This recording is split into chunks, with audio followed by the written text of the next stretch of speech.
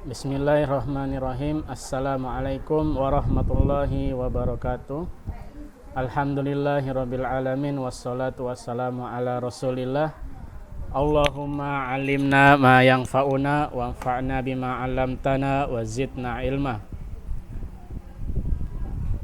Kita bersyukur kepada Allah Subhanahu wa taala masih diberikan kesehatan dan kesempatan untuk terus belajar.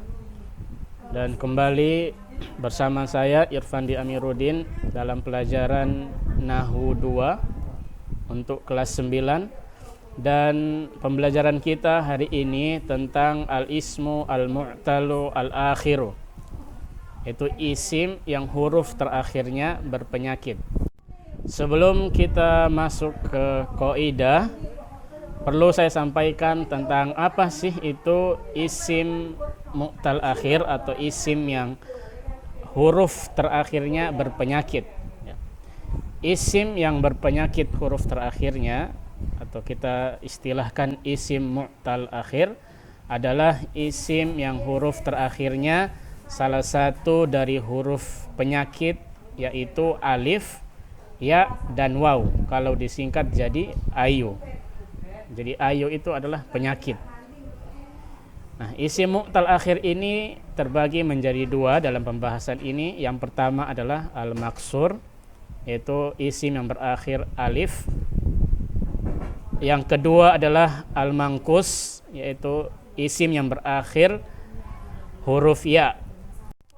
Yang pertama adalah tentang al-maksur. Dalam kaidah disebutkan al-maksuru huwa kullu ismin mu'rabin akhiruhu alifun lazimah tuqaddaru ala akhiril maksur harakatu al-i'rabi ats-tsalatsatu. Artinya, isim maksur adalah setiap isim mu'rab yang berakhiran alif lazimah. Alif lazimah adalah alif yang menjadi huruf ketiga dari kata tersebut. Artinya alif yang pasti ada, bukan alif tambahan. Kalau dia maksur, maka harokat terakhir dari isim maksur yang berakhir alif itu pada semua hukum, baik dalam keadaan marfu, mansub ataupun majrur, maka tanda harokatnya adalah muqaddarah atau tersembunyi. Jadi kalau marfu tandanya domah, tapi domah tersembunyi di alif. Kalau mansub maka fathahnya tersembunyi di alif. Kalau majrur, harokat kasrohnya tersembunyi di huruf alif. Contohnya kata al-asa yang berarti tongkat. Contoh dalam keadaan marfu, contohnya do'atil asa, tongkat itu sudah hilang. Nah, kata asa dalam kalimat tersebut sebagai fa'il, dan fa'il itu hukumnya marfu. Maka harokatnya adalah dhammah. Tapi karena kata al-asa itu isim yang maksur berakhiran alif dan berpenyakit, maka dhammah tersebut tersembunyi di huruf alif yang menjadi huruf terakhir. Contoh dalam keadaan mansub, ra'aitu al-asa, saya melihat tongkat itu. Kata al-asa dalam kalimat ini, ra'aitu al-asa sebagai maf'ul bihi mansub. Karena mansub maka harokatnya adalah fathah. Tapi karena maksur maka fathah tersebut tersembunyi di huruf alif.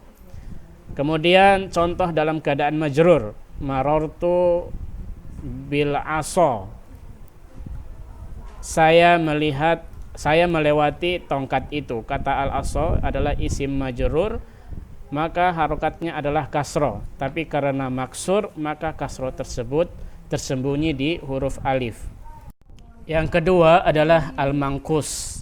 Dalam kaidah disebut al-mangkusu huwa kullu ismin mu'rabin akhiruhu ya lazimah maksurun ma qablaha tuqaddaru ad-dhammatu wal kasratu ala akhiril mangkus fi halatai ar-raf'i wal jarri. Amman nasbu fayakunu bi fathatin zahiratin ala akhirih. Artinya mangkus adalah setiap isim mu'rab yang berakhiran huruf ya lazimah. Sama seperti alif lazimah tadi, ya ini adalah ya yang menjadi huruf ketiga dari isim tersebut, atau ya yang pasti ada pada kata tersebut, bukan ya tambahan. Dan sebelum huruf ya ini berharokat kasroh. Jika dalam keadaan marfu dan majrur, maka harokat terakhir dari isim mangkus, baik itu domah jika dalam keadaan marfu dan kasroh dalam keadaan mansub, maka harokatnya tersembunyi pada huruf ya. Adapun jika dalam keadaan mansub, maka harokat fathah pada isim mangkus terlihat jelas di atas huruf ya. Contohnya kata al-qadi yang berarti hakim. Contoh dalam keadaan marfu adalah al-qadi, hakim itu telah adil.